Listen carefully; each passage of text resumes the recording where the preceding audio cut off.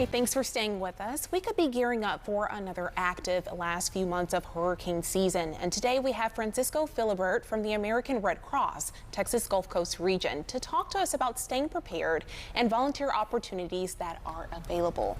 Thank you so much for joining us so bright and early this morning. It's a pleasure to be here, Kara. Absolutely. So let's go ahead and talk about some of the things that should be top of mind as we prepare for hurricane season. This is the time to think about it before we have a hurricane knocking on our door.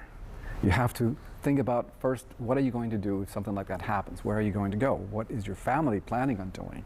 Do you have an emergency kit ready that includes the basic things like water, non-perishables, sleeping clothes, and so on? And especially if you have pets, what are you going to do with that? And how are you going to take care of them? Or you have maybe elderly family members that need to have their medication ready, or maybe they use medical equipment.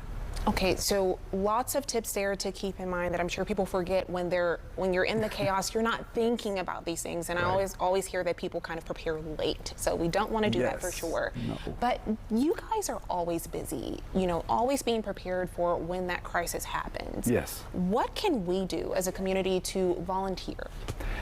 People don't realize that 90% of the Red Cross is made up of volunteers.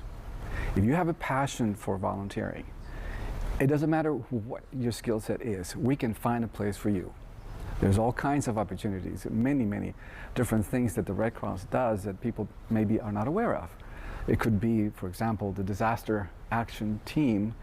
They're basically the boots on the ground. Another aspect of the American Red Cross that people don't realize is that 80% of our work is actually, for example, in Houston, responding to residential fires. And when there's a house burns down or an apartment complex burns down, the fire department calls us. We come there to help the people deal with the emergency immediately, and then give them time so they can make plans for long-term plans for solving that problem. Sure. And so we need people that can be trained to do that. We need people that can be part of the communications team, people that can respond in a disaster, like opening shelters, managing shelters, handling the food kitchen, and driving vehicles. People don't realize we have what is called the emergency response vehicle, or ERVs, and these are large vans that are equipped with everything, water, food, cots, and so on. Well, they need to be driven. They need to be taken somewhere, and we need someone to drive it. So what would you say as far as volunteers go? Are numbers up or down? Go ahead and tell everyone out there why we need them to step up, volunteer for a good cause. We have a responsibility to take care of our communities.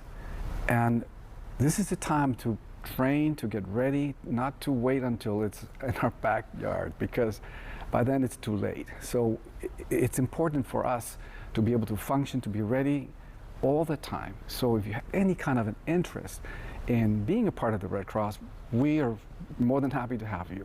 And Francisco, where can we learn more? Where can we sign up to volunteer? The first place to look at is our website, redcross.org. And you can also call the Red Cross number. And you can not only find out how to volunteer, but also how to donate. Excellent. Well, thank you so much for being here with us. So much important information as we get ready for the worst. It's not something we want to think about, but Yes. Even though there's nothing to worry about now, it can happen at any time. And thank you so much for what you guys do for our community. Well, Kara, thank you for having us here. Of course.